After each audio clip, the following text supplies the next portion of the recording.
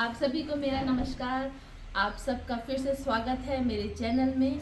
और आज एक विशेष शख्सियत से आपको मिलवाना चाहूँगी कि दिल से पहाड़ी फैन क्लब है जो भूपेंद्र बरताल जी का, ये हमारे साथ में है।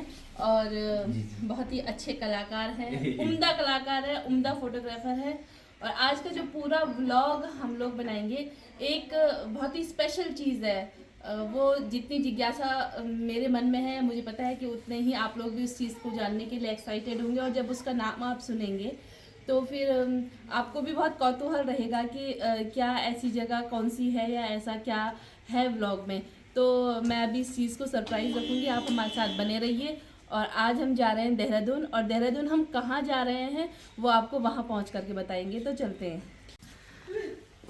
वो तैयार हो गए। और ये भूपेंद्र बरद्वाल जी ने बैग लगा दिया है। ये हमको हमेशा की तरह हमें यहाँ पर सी ऑफ करने और शुभकामनाएं देने आ जाते हैं। तो ये माता श्री, अथर्व, शक्ति और मेरे सहयोगी सुधीर रावत उर्फ तेजू जी। ये वीडियो में आप इनको मेरे साथ देखते हैं। और हमारी गाड़ी वहाँ सामने ये पायलट साहब हमारे।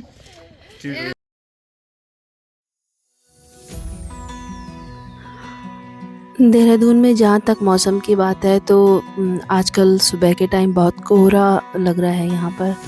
और जैसे कि आप देख पा रहे हैं कि एक धुंध सी है पूरे वातावरण में।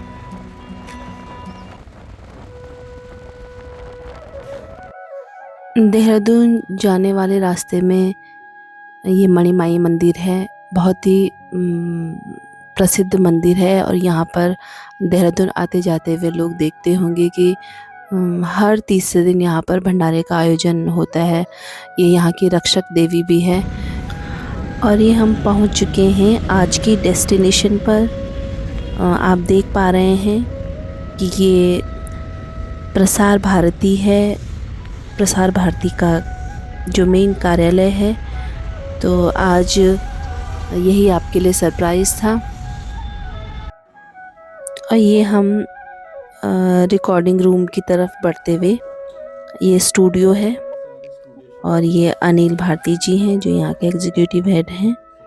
और ये देख पा रहे हैं आप, अलग अलग विंग्स बनी हुई हैं ऑन एयर। इस रिकॉर्डिंग रूम के अंदर हम लोग प्रवेश कर रहे हैं। ये यहाँ से वो लोग देखते हैं, और ये जो रूम खोल रहे हैं यहाँ रिकॉर्डिंग होती है। जो स्पीकर होता है, जो वक्ता होता है, वो यहाँ बैठा रहता है। और ठीक सामने शीशे के उधर जो उसकी सेटिंग करते हैं वो हैं। तो आज की ये इस तरीके की एक वार्ता है। नेताजी सुभाष चंद्र बोस जी का आज जन्मदिन है, तो 127वीं जयंती हम लोग मना रहे हैं आज। और इस दिवस को पराक्रम दिवस के रूप में भी हम लोग मनाते हैं। तो उसी के परिप्रेक्ष्य में ये एक वार्ता यहाँ पर थी। आकाशवाणी क्या है, किस तरीके से काम करता है, कितना लोकप्रिय है, इसके बारे में आइए सुनते हैं श्री अनिल भारती जी को, जो कि आकाशवाणी के एग्जीक्यूटिव हेड भी हैं। उद्घोषक के रूप में भी आपने उनकी आवाज़ सुनी हुई है, बहुत अच्छे वक्ता हैं। और आइए जानते हैं आकाशवाणी की कहानी, अनिल भारती जी की जुबानी।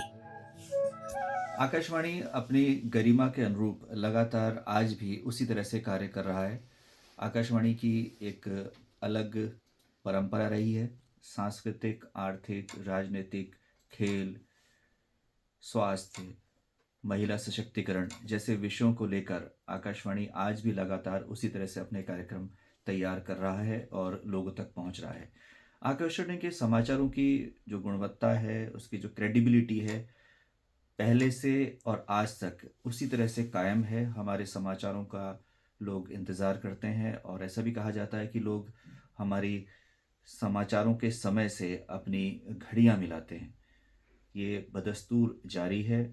बीच में ऐसा लगा कि रेडियो से लोग उन्मुख हो रहे हैं जब टेलीविज़न का प्रादुर्भाव हुआ, लेकिन वर्तमान में लगातार हम देख रहे हैं। और प्रधानमंत्री जी का जो मन की बात कार्यक्रम है, उसने इसे लोकप्रियता प्रदान की है। उसके 100 से अधिक एपिसोड्स हो चुके हैं, और लगातार प्रधानमंत्री जी रेडियो के माध्यम से अपनी बात लोगों तक पहुंचाने का प्रयास करते हैं और लगातार ऐसे लोग जो शिक्षा, साहित्य, स्वरोजगार, कला, संस्कृति, राजनीति और अन्य क्षेत्रों में विशिष्ट कार्य कर रहे हैं, उन्हें प्रधानमंत्री जी ने अपने कार्यक्रम में शामिल किया है, अपने भाषणों में उनको प्रमुख स्थान दिया है। आज भी चिकित्सा स्वास्थ्य के क्षेत्र में लगातार लोगों को जागरूक करने का प्रयास किया जा रहा है। युवाओं को हमारे कार्यक्रमों में प्रमुखता से स्थान दिया जाता है। जहाँ तक सांस्कृतिक कार्यक्रमों की बात है या धार्मिक कार्यक्रमों की बात है, तो हम ये कह सकते हैं कि होली का जो विशेष कार्यक्रम होता है उसका सीधा प्रसारण, चाहे वो लठमार होली हो और मथुरा वृंदावन में श्री कृष्ण जन्मभूमि से जन्माष्टमी उत्सव का सीधा प्रसारण, चाहे जगन्नाथपुरी में जो रथ यात्रा निकलती है उसका सीधा प्रसारण भी आकाशवाणी के माध्यम से लगातार होता है। आर्थिकी हो, स्वास्थ्य हो, संस्कृति हो, सब पर लगातार कार्यक्रम जारी हैं। बड़ी संख्या में युवा इस कार्यक्रम से जुड़े हैं और हम कह सकते हैं कि रोज़गार का भी एक बहुत बड़ा साधन है। हमारे यहाँ असंख्य युवा अपने प्रतिभा का प्रदर्शन आकाशवाणी के विभिन्न कार्यक्रमों के माध्यम से करते हैं। वो संगीतकार के रूप में, चूँकि गढ़वाल की यदि बात की जाए तो लोक संस्कृति को बढ़ावा देने का कार्य भी आकाशवाणी लगातार कर रहा है। हमारे जो लोक संगीत है, ख़ासतौर से हम जागरों की बात करें तो वो सुरक्षित हैं केवल आकाशवाणी के माध्यम से। हमारे यहाँ जो आर्काइवल वैल्यू की चीज़ें हैं, ख़ासतौर से बड़े बड़े जो हमारे साहित्यकार हैं उनकी आवाज़ें हमारे पास सुरक्षित हैं, उनके भाषणों के टेप्स हमारे पास सुरक्षित हैं। ऐसे गायक हैं जिन्होंने यहाँ प्रस्तुतियाँ दी हैं। देहरादून केंद्र जब से बना है तो ये हमारे बहुत ही गौरव का विषय है कि हमारे 3 ऐसे कलाकार, जिसमें कि पद्मश्री हम जागर सम्राट प्रीतम भरतवाण जी की बात करें और बसंती देवी बिष्ट जी की बात करें या माधुरी बड़थवाल जी की बात करें, तीनों को पद्मश्री मिला है और आकाशवाणी देहरादून के वो कलाकार हैं कर रहे हैं। गढ़वाली कुमाऊनी समाचार हमारे केंद्र से प्रसारित हो रहे हैं इस समय और हाल ही में हमने थल नदी में जो कार्यक्रम आयोजित हुआ उस पर रेडियो रिपोर्ट भी प्रसारित की है। सांस्कृतिक मेलों को हम कवर करते हैं।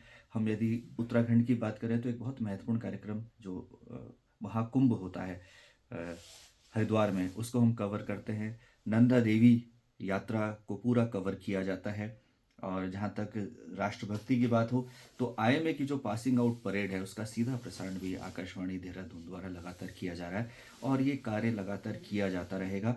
आकाशवाणी की अपनी महत्ता थी और वो आगे भी बदस्तूर जारी रहेगी। केवल हम ये कहना चाहते हैं कि आकाशवाणी के जितने भी कार्यक्रम हैं उनसे जुड़ने का प्रयास किया जाए और ज्ञान, सूचना और मनोरंजन का जो ये समन्वय है ये हमारे कार्यक्रमों में लगातार दिखाई देता रहेगा और इसके लिए हम कृत संकल्प हैं। धन्यवाद। इसके पश्चात भारती जी ने हमको पूरा स्टूडियो घुमाया, किस तरीके से कहाँ से लाइव प्रसारण किया जाता है और ये यहाँ पर महिला ग्राम जगत का कार्यक्रम लाइव प्रसारित हो रहा था, तो उन्होंने उस टीम से हमें मिलाया और अच्छा लगा कि यंगस्टर्स जो हैं वो बहुत अच्छे से इस काम को कर रहे हैं, बहुत इंटरेस्ट के साथ में इस काम को करते हैं। तो ये उन्होंने उसको हमें वहाँ उन लोगों से परिचय करवाया। और आज इस रिकॉर्डिंग को सुनने के लिए आकाशवाणी देहरादून के केंद्र से इसका प्रसारण रात 8 बजे किया जाएगा, तो आप ज़रूर सुनें। आज आकाशवाणी देहरादून में हम लोग आए थे और आपने पूरा देखा कि किस तरीके से रिकॉर्डिंग्स यहाँ पर होती हैं, वार्ताएं यहाँ पर होती हैं और इसी तरीके से आगे भी आपको बहुत अच्छी अच्छी जानकारियाँ मिलती रहेंगी। तो जुड़े रहिए मेरे साथ में और मेरे चैनल को सब्सक्राइब करें, मुझे सपोर्ट करें और अच्छी अच्छी जानकारियों के साथ में नए ब्लॉग के साथ में आपसे फिर मुलाकात होती है। तब तक के लिए नमस्कार।